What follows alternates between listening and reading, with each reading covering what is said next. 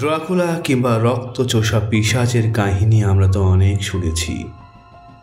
সৃষ্টির আদিকাল থেকে ঈশ্বর ও শয়তানের অস্তিত্ব বারবার প্রশ্ন তোলে, সত্যি কি আছে আদি ভৌতিক এন্টিটি? উত্তর পাওয়া যায় না যদিও, কিন্তু বিশ্ব সাহিত্যে বারবার আমরা দেখেছি ভূত, প্রেত এবং পিশাচদের আনাগোনা।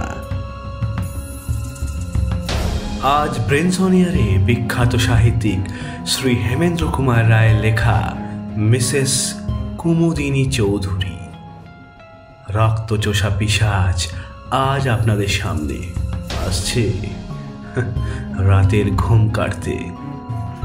গল্প পাঠে আছেন কাহিনী ক্লাসিক্সের দেবাঞ্জন মুখার্জি, আছেন স্বনামধন্য অভিষেক ব্যানার্জি অমূল্যবাবু চরিত্রে, অভিষেক ব্যানার্জির চ্যানেল নিশিরাতের কথকতা। কুমুদিনী চৌধুরীর চরিত্রে আছেন সায়নী, গল্পের সূত্রধর ও গোপালবাবুর চরিত্রে আমি রোহান। তাহলে আর দেরি কেন, চলুন শুনে নি হেমেন্দ্র কুমার রায়ের মিসেস কুমুদিনী চৌধুরী।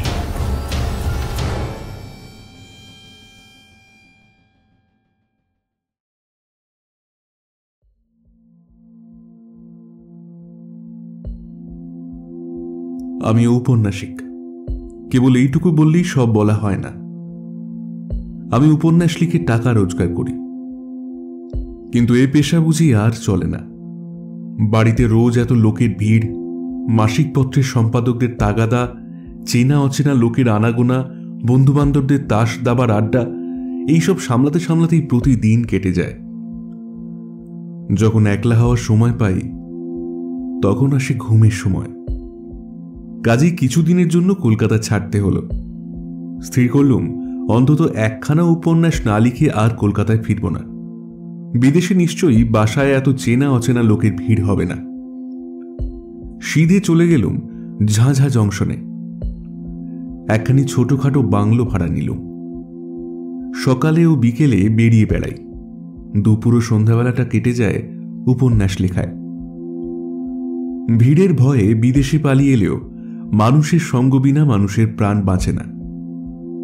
ঝাঁঝায় এসেও ৩-৪ জন লোকের সঙ্গে আমার অল্প বিস্তর ঘনিষ্ঠতা হল। একজন হচ্ছেন মিসেস কুমুদিনী চৌধুরী। তিনি বিধবা, তার স্বামী পেশোয়ারে কাজ করতেন।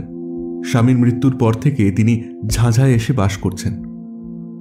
তার সন্তানাদি কেউ নেই, ধর্মে তিনি খ্রিস্টান। আমার আরেকজন নতুন বন্ধুর নাম অমূল্যবাবু। এই ভদ্রলোকের বয়স হবে বছর 50। কলকাতার কোনো কলেজে প্রফেসরি করতেন। এখন অবকাশ নিয়ে এইখানে বসেই লেখাপড়া নিয়ে দিন কাটিয়ে দেন। অমূল্যবাবু পরলোক তত্ত্ব নিয়ে সারা জীবনই যথেষ্ট আলোচনা করেছেন। মৃত্যুর পরে জীবের কি অবস্থা হয় তাঁর মুখে সর্বদাই সেই কথা শুনতে পাওয়া যায়। এখানকার রেলের ডাক্তার গোবিন্দবাবুর সঙ্গেও আলাপ হল। তিনি খুব সাদাসিধে ভালো মানুষ লোক এবং সন্ধ্যা হলেই ভূতের ভয়ে কাতর হয়ে পড়েন। সূর্যাস্তের পর তিনি প্রাণান্তেও অমূল্যবাবুর বাড়ির চৌকাঠ মারাতে রাজি হন না, কারণ পাছে তাকে কাছে পেয়ে অমূল্যবাবু 2-4টে পরলোকের কাহিনী শুনিয়ে দেন। সেদিন সন্ধ্যার কিছু আগে আমি অমূল্যবাবুর সঙ্গে বসে বসে গল্প করছিলুম। কথা হচ্ছিল পৃথিবীতে সত্য সত্যই পিশাচের অস্তিত্ব আছে কিনা।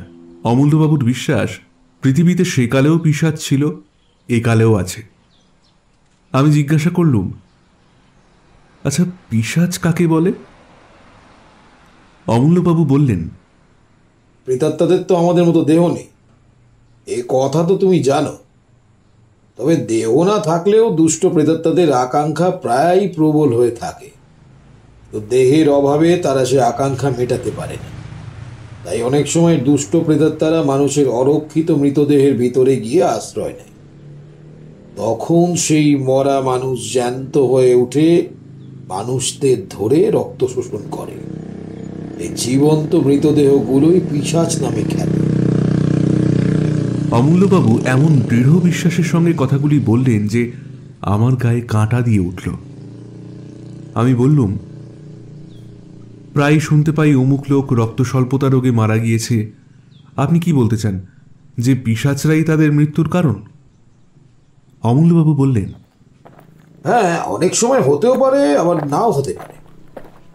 ঠিক এই সময় মিসেস কুমুদিনী অমূল্যবাবুর বাইরের ঘরে এসে ঢুকলেন। ঢুকেই তিনি হাসতে হাসতে বললেন, কি ব্যাপার, কিসের গল্প হচ্ছে? আমি বললুম, অমূল্যবাবু আমাকে ভয় দেখাবার চেষ্টা করছেন। কুমুদিনী একখানা চেয়ারের উপর বসে পড়ে বললেন, ও, ভূতের গল্প বুঝি? বেশ বেশ, ভূতের গল্প শুনে ভয় পেতে আমি ভালোবাসি। অমূল্যবাবু, আমাকে একটা ভূতের গল্প বলুন না। অমূল্যবাবু বললেন, ভয়ানক ভূত কাকে বলে আমি তা জানি না, তবে আজ আমি পিশাচের গল্প করছিলাম বটে।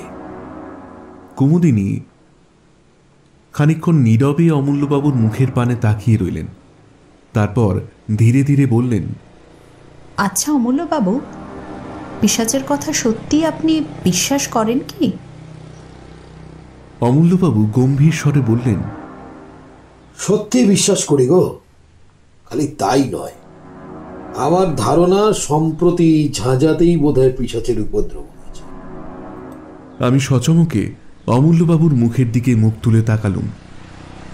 কুমুদিনীরও মুখ ভয়ে ম্লান হয়ে এলো, কিন্তু সে ভাবটা সামলে নিয়ে তিনি বললেন, আপনার এমন গাঁজাখড়ি ধারণার কারণ কি শুনি?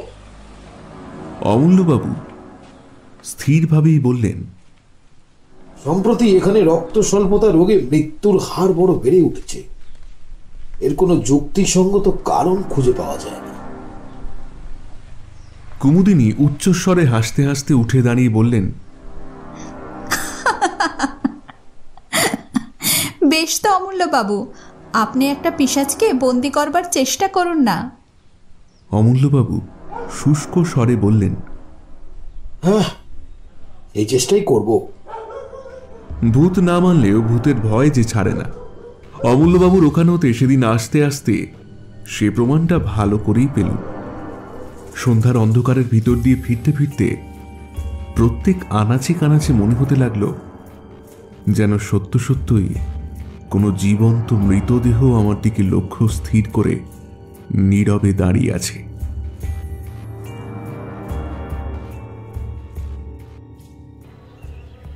অমূল্যবাবু প্রতিদিন সকালে আমার বাসায় এসে চা পান করতেন। সেদিন সকালেও বাংলোর বারান্দায় বসে আমরা দুজনে চা পান করছি। এমন সময় দেখলুম সামনের পথ দিয়ে ডাক্তার গোবিন্দবাবু কোথায় যাচ্ছেন। আমি চেঁচিয়ে তাকে এক পেয়ালা চা পান করবার জন্য আহ্বান করলুম।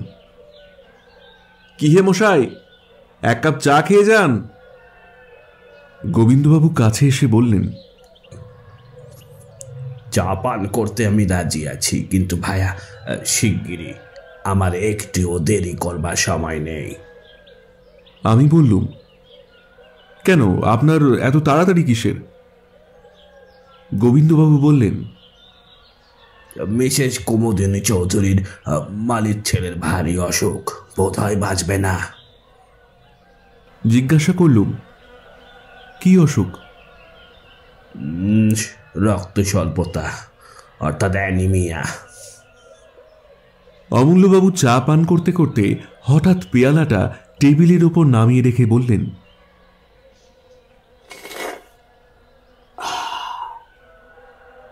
ডাক্তার, ঝাঁঝায় এত অ্যানিমিয়ার বাড়াবাড়ির কারণ কি বলতে পারো? না, কিন্তু এই রোগের বাড়াবাড়ি এতটা দেখে আমি অত্যন্ত আশ্চর্য হয়ে গেছি। অমূল্যবাবু চেয়ার ছেড়ে উঠে দাঁড়িয়ে বললেন, মিসেস কুমুদিনী চৌধুরীর মালিক ছেলেকে আমি জানি। তার নাম গদাধর। সে রোজ আমাকে ফুল দিয়ে যায়। 3 দিন আগেও আমি তাকে দেখেছি। জোয়ান সমর্থ ছেলে। আর তুমি বলছো ডাক্তার এরই মধ্যে তার অবস্থা খারাপ হয়ে পড়েছে? অ্যানিমিয়া রোগে এত তাড়াতাড়ি কারো অবস্থা খারাপ হয় না। চলো ডাক্তার, তোমার সঙ্গে আমরাও গিয়ে গদাধরকে একবার দেখে আসি। আমার বাংলো থেকে মিসেস চৌধুরীর বাংলোয় যেতে 4-5 মিনিটের বেশি সময় লাগে না। মিসেস চৌধুরীর বাগানের এক কোণে মালির ঘর। আমরা সকলে গিয়ে সেখানে উপস্থিত হলুম। ঘরের ভিতরে একপাশে বুড়ো মালি মাথায় হাত দিয়ে ম্লান মুখে বসে আছে। গদাধর শুয়ে আছে একখানা চৌকির ওপরে। তার মুখ এমন বিবর্ণ ও রক্তশূন্য যে দেখলেই মনে হয় মৃত্যুর আর বেশি দেরি নেই। ডাক্তারবাবু তাকে পরীক্ষা করে চুপি চুপি আমাদের বললেন, আজকের রাতটা বোধহয় কাটবে না। অমূল্যবাবু গদাধরের পাশে গিয়ে বসলেন। তারপর রোগীর গায়ের কাপড়টা খুলে তীক্ষ্ণ দৃষ্টিতে কি দেখতে লাগলেন। খানিকক্ষণ পরে গদাধরের গলা ও বুকের মাঝখানে একটা জায়গার দিকে অঙ্গুলি নির্দেশ করে বললেন, ডাক্তার, এটা কিসের দাগ? ওটা ক্ষত চিহ্ন বলেই মনে হচ্ছে। যা নোংরা ঘর, ইঁদুর টিঁদুর কামড়েছে বোধহয়।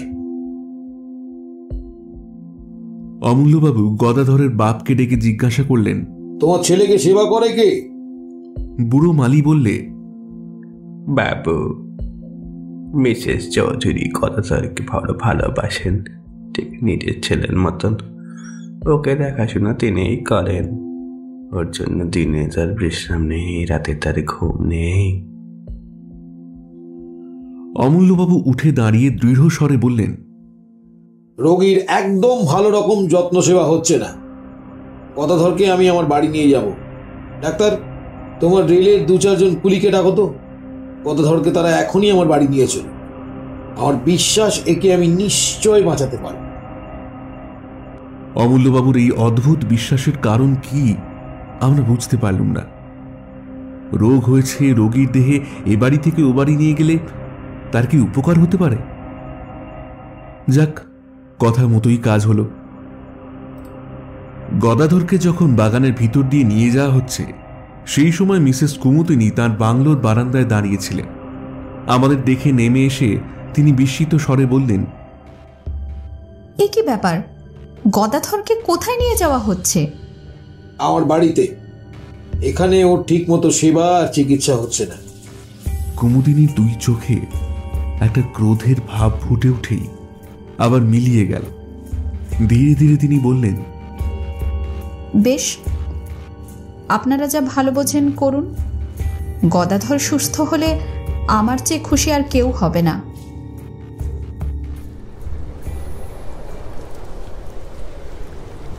সেদিন সন্ধ্যার পর থেকে মুষলধারে বৃষ্টি নামল। গাছপালার আর্তনাদ ও মেঘের গর্জনের সঙ্গে সঙ্গে পাহাড়ের ওপর থেকে হড়হড় করে বৃষ্টি ধারা নেমে আসার শব্দ শুনতে শুনতে আমি ঘুমিয়ে পড়লাম। অনেক রাতে আচম্বিতে আমার ঘুম ভেঙে গেল। অন্ধকারে ধর্মড়িয়ে বিছানার ওপর উঠে বসে মনে হলো জানলার শার্সির ওপরে বাইরে থেকে কে যেন ঠকঠক করে আওয়াজ করছে। প্রথমটা ভাবলুম আমারই মনের ভুল। বাইরে তখনও সমান তোড়ে বৃষ্টি ঝরছে, বাজ ডাকছে ও ঝড় হৈ হৈ করছে। এমন দুর্যোগে শার্সির ওপরে করাঘাত করতে আসবে কে? হয়তো ঝোড়ো হাওয়া ঘরের ভিতরে ঢুকতে চায়। আবার বিছানার উপরে শুয়ে পড়ল, কিন্তু সঙ্গে সঙ্গে তখনই শার্সির উপরে আবার শব্দ হলো। সবিস্ময়ে বিছানার ওপর থেকে লাফিয়ে পড়ল। আর তো কোনোই সন্দেহ নেই, কে এলো? এই বন জঙ্গল পাহাড়ের দেশে এই ঝড় বৃষ্টি অন্ধকারে কে আমার ঘরের ভিতরে ঢুকতে চায়? অজানা বিদেশে বলে শোবার সময় বালিশের তলায় রোজই একটা টর্চ রেখে দিতুম। টপ করে টর্চটা তুলে নিয়েই জেলে জানলার ওপরে আলোটা ফেললুম। সেই তীব্র আলোকে দেখলুম বদ্ধ শার্সির উপরে 2 হাত ও মুখ রেখে দাঁড়িয়ে আছে এক অদ্ভুত মূর্তি। ঝোড়ো হাওয়ায় রাশি রাশি কালো কালো লম্বা চুল এসে তার সারা মুখখানাকে আচ্ছন্ন করে ফেলেছে, এবং সেই চুলের ফাঁকে ফাঁকে আগুনের মতন দপদপ করে জ্বলছে তার 2 বিস্ফারিত চক্ষু। পর মুহূর্তে মুখখানা আলোক রেখার ভিতর থেকে সাত করে সরে গেল। এ কি দুঃস্বপ্ন?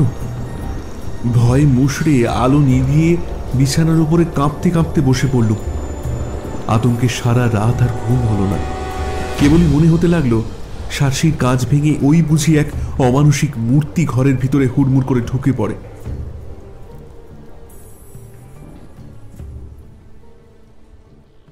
জানলা দিয়ে সকালের আলো ঘরের ভিতরে এসে পড়েছে, কিন্তু তখনও আমি জড়ভরতের মতো বিছানার ওপরে আড়ষ্ট হয়ে বসে আছি।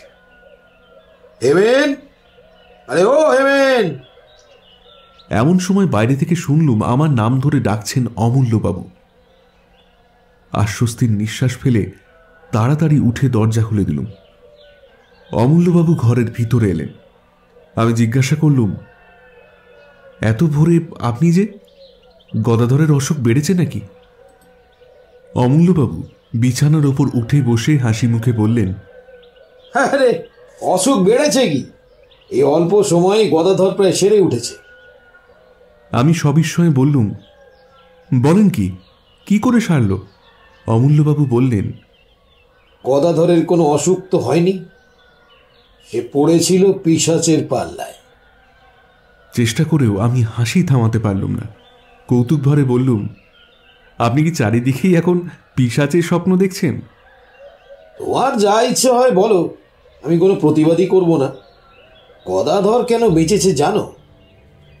কাল দিন রাত তার শিয়রে বসে আমি পাহারা দিয়েছি বলে কারও তার ত্রিসীমানায় আসতে দিইনি।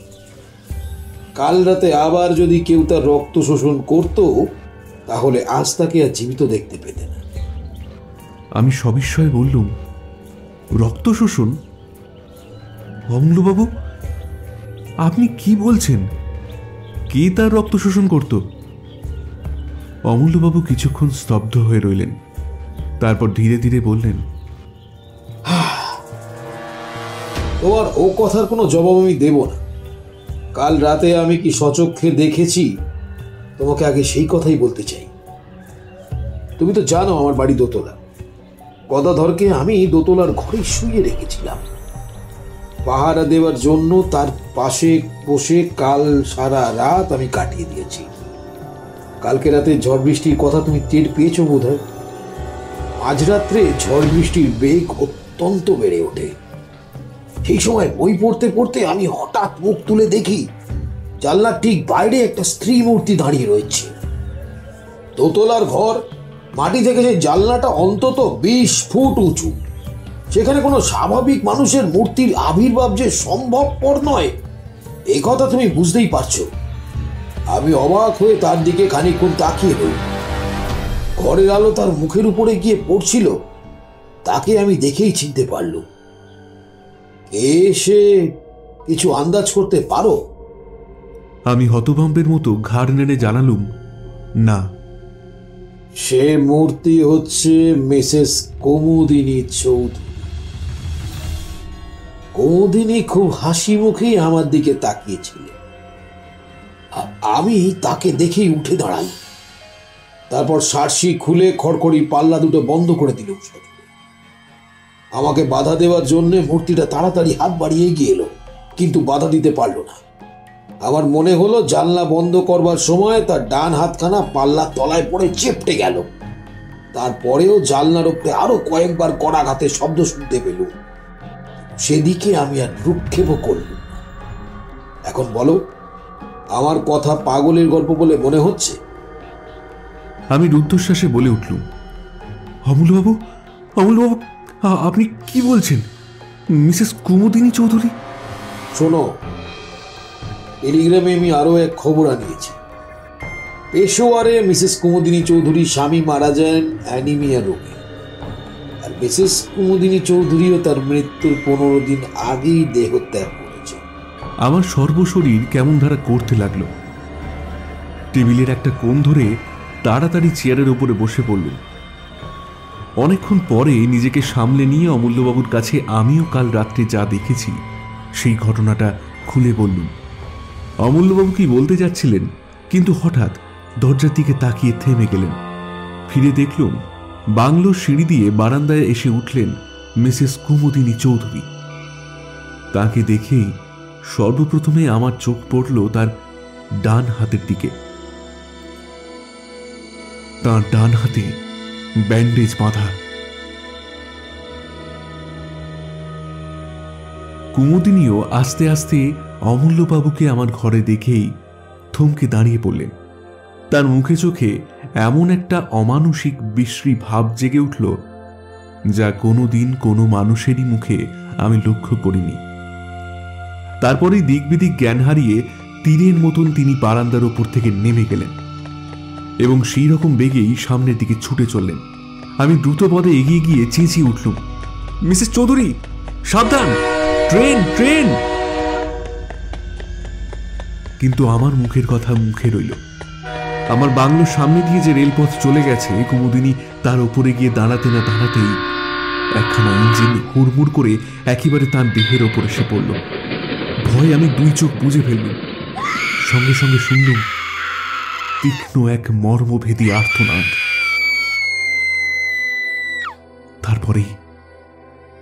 তারপরেই সব স্তব্ধ। খানিকক্ষণ আচ্ছন্নের মতো দাঁড়িয়ে রইলুম। আমার চারিদিকে পৃথিবী যেন ঘুরতে লাগলো এবং সেই অবস্থাতেই শুনলুম অমূল্যবাবু বললেন, আরে স্থির হও, স্থির হও। ট্রেনে যে চাপা পড়লো কোনো মানুষের দেহ নয়, ও হচ্ছে কোনো পিশাচের আশ্রিত দেহ। ঝাঁঝার গোরস্থানে মিসেস কুমুদিনী চৌধুরীর দেহ কবর দেয়া হলো। তারপর মাসখানেক কেটে গেল। এই ভীষণ ঘটনার ছাপ আমাদেরও মনের ওপর থেকে ধীরে ধীরে অস্পষ্ট হয়ে আসতে লাগলো। কিন্তু এই ঘটনার সঙ্গে জড়িত একটা বিষয় সম্বন্ধে এখনো আমাদের মনের ধাঁধা ঘুচল না। ঝাঁঝায় রক্ত স্বল্পতা রোগের বাড়াবাড়ি এখনো কমল না কেন, তাই নিয়ে প্রায়ই আমাদের মধ্যে আলোচনা হয়। অমূল্যবাবু পর্যন্ত ধাঁধায় পড়ে গেলেন। তিনিও মাঝে মাঝে আশ্চর্য হয়ে বলেন, তাই তো হে, রক্ত স্বল্পতা রোগটা এখানে সংক্রামক হয়ে দাঁড়ালো না। এর কারণ তো কিছুই বোঝা যাচ্ছে না। কিছুদিন পরে একদিন নদীর ধার থেকে ফিরতে আমার রাত হয়ে গেল। সেই রাতটা ছিল চমৎকার। পরিপূর্ণ পূর্ণিমা নদীর জলকে যেন মেজে ঘষে রূপোর মতো চকচকে করে তুলেছে এবং চারিদিক ধপধপ করছে প্রায় দিনের বেলার মতো। এই পূর্ণিমার শোভা দেখবার জন্যেই এতক্ষণ আমি নদীর ধারে অপেক্ষা করছিলুম। বিভোর হয়ে চারিদিকে তাকাতে তাকাতে বাসার পথে ফিরে আসছি। গভীর স্তব্ধতার ভিতরে ঝিল্লি রব ছাড়া আর কোনো কিছুরই সাড়া পাওয়া যাচ্ছে না। পথ একান্ত নির্জন। প্রাণে হঠাৎ গান গাইবার স্বাদ হল। এমন রাতের সৃষ্টি তো গান গাইবার জন্যেই। কিন্তু গান গাইবার উপক্রম করতেই সামনের দিকে তাকিয়ে যা দেখলুম, তাতে আমার বুকের রক্ত যেন হিম হয়ে গেল। পথের একটা মোড় ফিরে প্রায় আমার সামনে এসে দাঁড়ালেন মিসেস কুমুদিনী চৌধুরী। আমার দেখবার কোনো ভ্রম হয়নি। তেমন উজ্জ্বল পূর্ণিমায় ভ্রম হওয়ার কোনো সম্ভাবনাই ছিল না। ভাগ্যে কুমুদিনী অন্যদিকে তাকিয়েছিলেন, তাই আমাকে তিনি দেখতে পেলেন না। আমি তাড়াতাড়ি একটা গাছের আড়ালে সরে গেলুম। কুমুদিনী সেই পথ ধরে একদিকে অগ্রসর হলেন। আমি স্তম্ভিত নেত্রে লক্ষ্য করলুম তার দেহ যেন মাটির ওপর দিয়ে পা ফেলে হেঁটে যাচ্ছে না, শূন্য দিয়ে ভেসে যাচ্ছে একখানা মেঘের মতন। পথের বাঁকে সেই অদ্ভুত ভীষণ মূর্তি অদৃশ্য হয়ে গেল এবং আমিও ছুটতে লাগলাম রুদ্ধশ্বাসে, আতঙ্কে ও বিস্ময়ে বিহ্বল হয়ে। ছুটতে ছুটতে একেবারে অমূল্যবাবুর বাড়িতে। অমূল্যবাবু বৈঠকখানায় একলা বসে বই পড়ছিলেন। হঠাৎ আমাকে সেইভাবে সেখানে গিয়ে পড়তে দেখে নির্বাক বিস্ময়ে আমার দিকে মুখ তুলে তাকিয়ে রইলেন। আমি প্রায় রুদ্ধস্বরে বলে উঠলুম, মিসেস চৌধুরী, মিসেস চৌধুরী। অমূল্যবাবু, এই মাত্র মিসেস চৌধুরীর সঙ্গে আমার দেখা হলো। অমূল্যবাবু সিধে হয়ে দাঁড়িয়ে উঠে বললেন, তার মানে? আমি হাঁপাতে হাঁপাতে বললুম, নদীর পথ দিয়ে ফিরে আসছিলাম, মিসেস কুমুদিনী চৌধুরী প্রায় আমার পাশ দিয়ে এইমাত্র চলে গেলেন। তুমি ঠিক দেখেছো? আপনাকে যেমন ঠিক দেখছি তাকেও ঠিক তেমনি দেখেছি। ওঠো ওঠো, হাত দেরি নয়, এখনই আমার সঙ্গে চলো। তবে এখন কোনো কথা জিজ্ঞাসা করো না। অমূল্যবাবু হাত ধরে আমাকে টেনে নিয়ে দ্রুত পদে ঘর থেকে বেরিয়ে এলেন। তারপর বাগানের কোণ থেকে একটা শাবল ও একখানা কোদাল তুলে নিয়ে কোদালখানা আমার হাতে দিয়ে বললেন, এসো। আমি যন্ত্রচালিতের মতন তার সঙ্গে চললুম। আবার সেই নদীর পথ, চারিদিক তেমনি নীরব ও নির্জন। আকাশে তেমনি স্বপ্নময় চাঁদের হাসি। নিবিড় বনজঙ্গল ও পাহাড়ের পর পাহাড় দাঁড়িয়ে আছে যেন ছবিতে আঁকা। কিন্তু সেসব দৃশ্য দেখবার মতো মনের অবস্থা তখন আমার ছিল না। আমার প্রাণ থেকে সমস্ত কবিত্ব তখন কর্পূরের মতন উবে গিয়েছিল। ঘাসের ওপরে বড় বড় গাছের ছায়া নড়ছে, আর আমি চমকে চমকে উঠছি। নিস্তব্ধতা বিদীর্ণ করে একটা পেঁচা চেঁচিয়ে উঠল। শিউরে উঠে আমি ভাবলুম, ঝোপে ঝাপে আড়ালে আবছায়ায় যেসব অশরীরী দুষ্ট আত্মা রক্ত তৃষ্ণায় উন্মুখ হয়ে আছে, ওই নিশাচর পাখিটা যেন তাদেরই সাবধান করে জানিয়ে দিলে, তোমরা প্রস্তুত হও, পৃথিবীর শরীরী প্রাণী আসছে।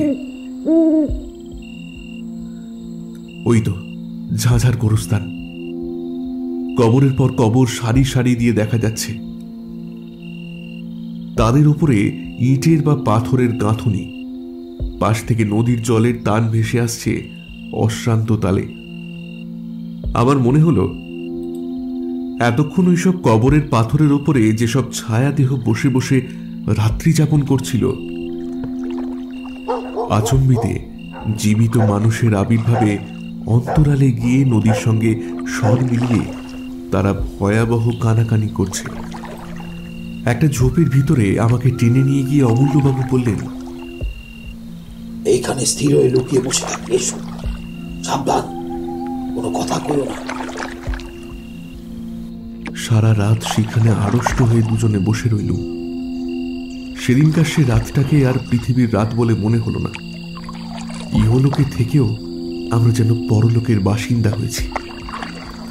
চাঁদ পশ্চিম আকাশের শেষ প্রান্তে। পূর্ব দিকে ধীরে ধীরে যেন মৃত রাত্রির বুকে রক্ত ঝরে পড়তে লাগল। ভোর হচ্ছে। হঠাৎ অমূল্যবাবু আমার গা টিপলেন। চমকে ফিরে দেখি, নিবিড় বনের ভিতর থেকে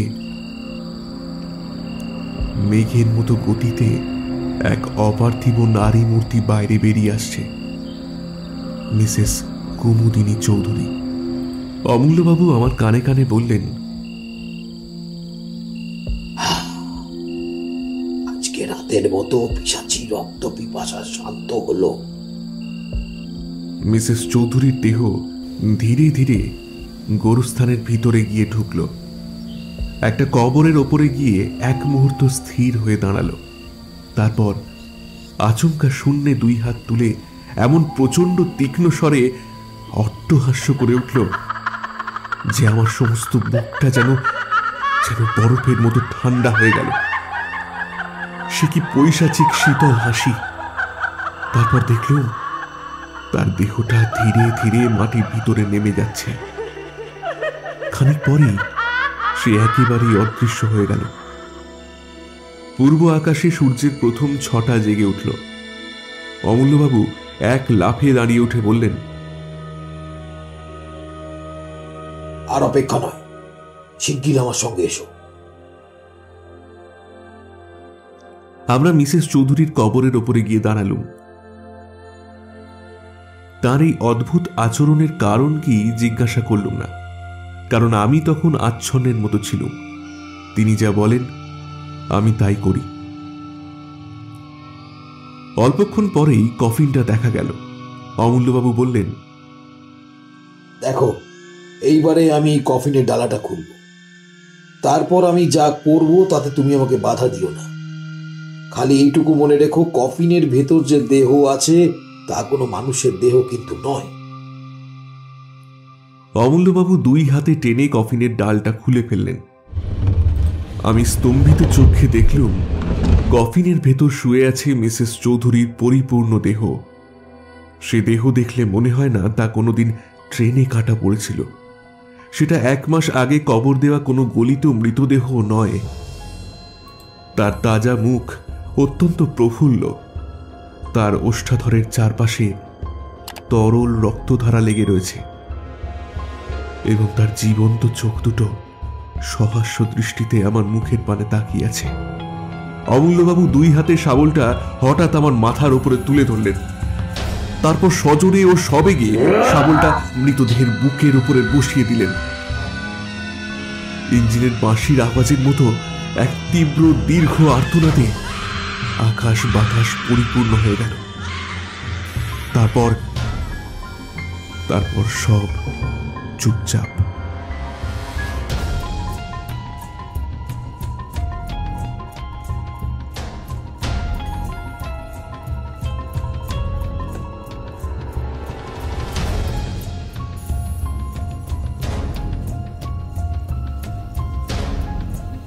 শুনছিলেন নাইট অফ থ্রিলস। ভিডিওটি ভালো লেগে থাকলে আমাদের চ্যানেলটি সাবস্ক্রাইব ও শেয়ার করতে ভুলবেন না।